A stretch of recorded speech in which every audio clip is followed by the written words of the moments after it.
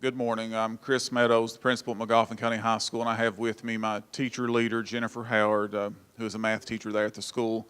And we are in the Appalachian Leadership Laboratory, and we developed a project early on back in July at a retreat at Natural Bridge called Shaping School Culture Through Shared Leadership. Before I left home this morning, my wife asked me what I was presenting on. I said school culture, and she said, that sounds boring. So after the robot presentation, I hope that she isn't right. If you could just go on to the next one, we'll look at why we chose school culture. We were opening a brand new high school on August the 1st, and I was actually going to become principal of that school on the same day. And these are some of the things that I was hearing from staff members, and as looking at the data, that we had some concerns with attendance, high novice rates, and then teachers reporting that there was student apathy, a lack of motivation, and a lack of shared leadership in the school. So as we move forward in our project, we thought, how could we improve the culture through shared leadership based on three different types of leadership: principal leadership, teacher leadership, and student leadership. So through my leadership, the principal leadership, the first thing I did was realize that I'm getting older, but the students aren't. They're all the same age every year, and I need to take the pulse of the school and to figure out what students want to get out of school, what they feel creates a positive culture. So the first thing I did in early August, within about the first 5 days of the school year starting, was create a principal advisory committee. It's made up of 10 students that represent each of the classes in the school, and we meet on the third Thursday of every month to discuss an agenda related to how we could improve the school in general.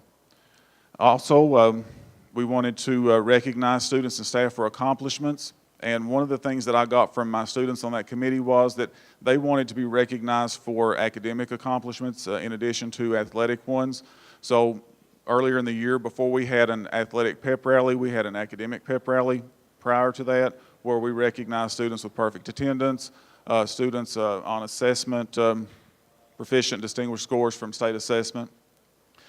Coaching and professional learning for staff. The main thing that we've done this year to provide professional learning to increase our or improve our culture is to visit high-performing schools. So far, we have visited 3 in the state. We went to East Carter High School, which is a hub school.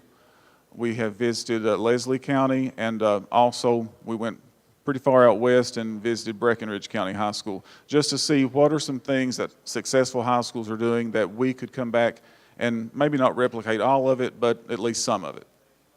Lastly, we're looking at a shared leadership approach. So we want to look at how we can improve our PLCs to make sure that that shared leadership is throughout the building.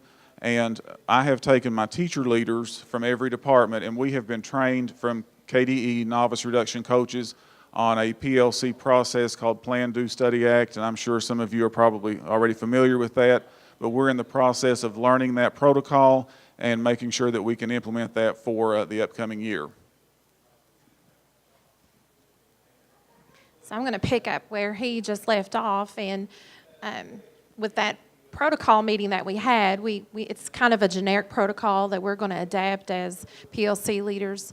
That leadership team this summer will take a look at that and figure out for McGoffin County students and for improvement there within our school, what does this protocol need to look like so that our PLCs are very active in really figuring out what is it we want our kids to learn, how are they going to learn it, and what is it that we're going to do within our instruction to adjust that. So we're going to get that protocol going, figure out what the work is that we need to do effectively together to move our kids forward, and make our PLCs really something that's more than just something we're doing for because we need a PLC, but one that actually works and moves our kids forward.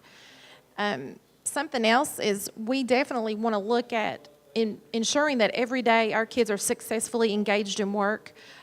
We have 3 teachers here, including myself, that have innovation grants, and we have some kids who are really excited about some of the things they've done in their classroom, and it's kind of spreading.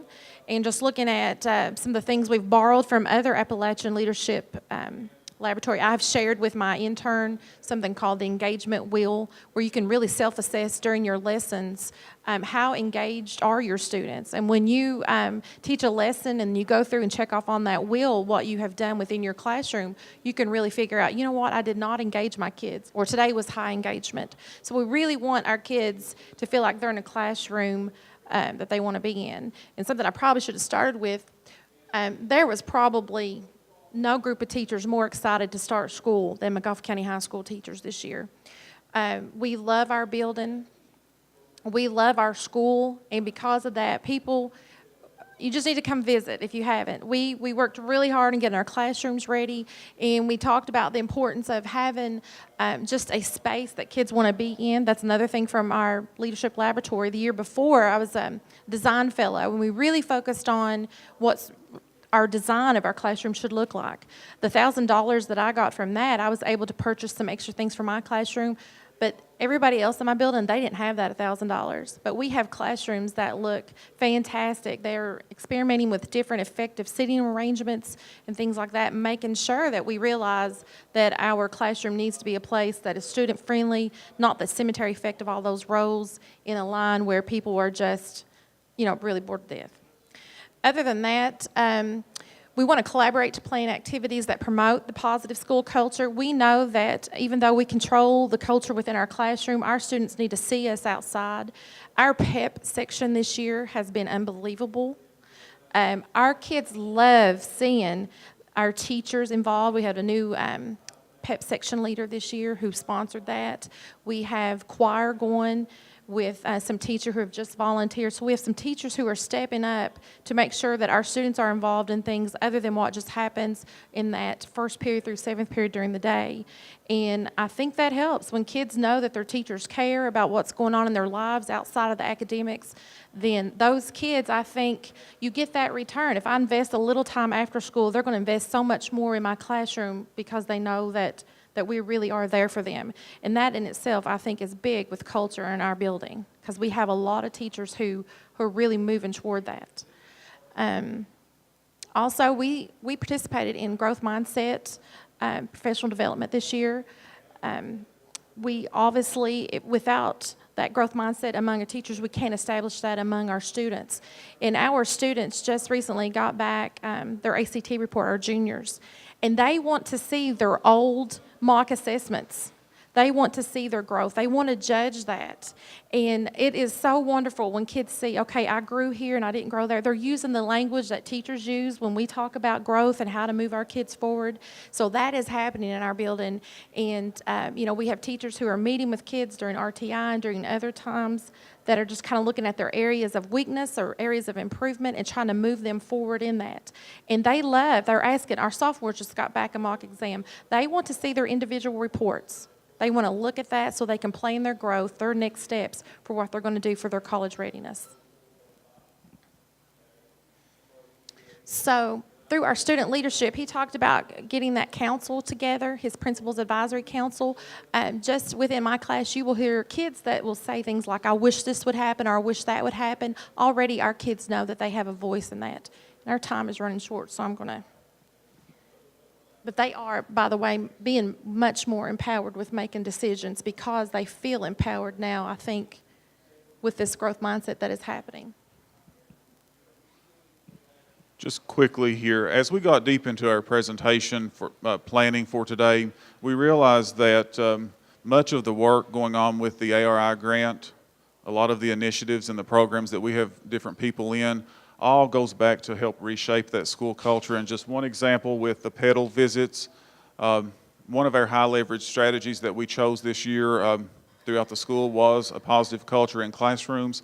And we have over our pedal visits this year had an average of 98% visible positive school culture noted by those observers when they came into our school. So we're really pleased with those results. And we're seeing things through all areas that have helped to impact that. And we can just move on. Next steps. So how will we continue on? Because this is not a project that ends. This is going to be ongoing. And with our student leadership, we have partnered with the Pritchard Committee. They have a student voice team, and this is a picture of my advisory council and myself with that student voice team.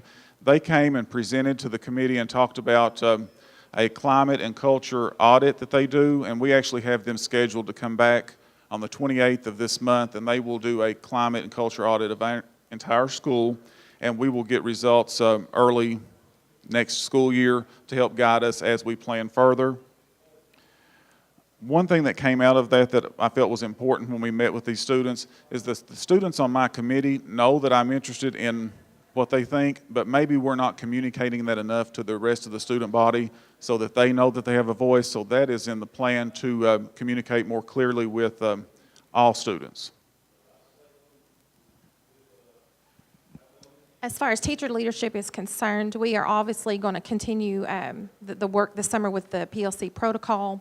We are going to commit ourselves to the job-embedded professional development. The next time my neighbor does a Kagan strategy in his classroom, because he just came back from that training, I get to go observe him. He invited me in his classroom. So our teachers aren't afraid to share their instructional practices.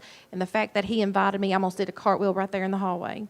So we just want to keep expanding our innovative practices and just keep going with what we have already began this year. And lastly, as we move forward, as a principal, I've been trying to make some connections, some partnerships with some outside resources. We have been accepted into the BAR program, and some of you may already be doing that. That's the Building Assets, Reducing Risks. So we will be implementing that next year with freshmen for transition, and we're certain that that will help impact culture. Jennifer just mentioned instructional strategies and observing those with other teachers. We're going to create a school-wide strategy bank so that as teachers do, we know not everyone can go to the same training. I couldn't send the entire school to the Kagan strategy training, but I could send 2 teachers. As we send people out to trainings, we're going to, on the network, create a strategy bank, and every teacher that's been somewhere will have what they were trained on. And so as people want to try to implement new things, they have a contact person within the building, a go-to person for that. And lastly, we're also starting with Advanced Kentucky next year, which will help to increase the rigor in our pre-AP and AP courses, and that partnership just formed about 2 weeks ago. We went to Lexington and met with them and talked about everything that we need to do, and that will be a 3-year partnership beginning next year. So I feel like we're on the right track. Like I said, it's not a end point, it's just ongoing, and this is a project we could probably present on up here for the next 2 or 3 years. But we hope to see results, and we apologize for going over a little. Thank you.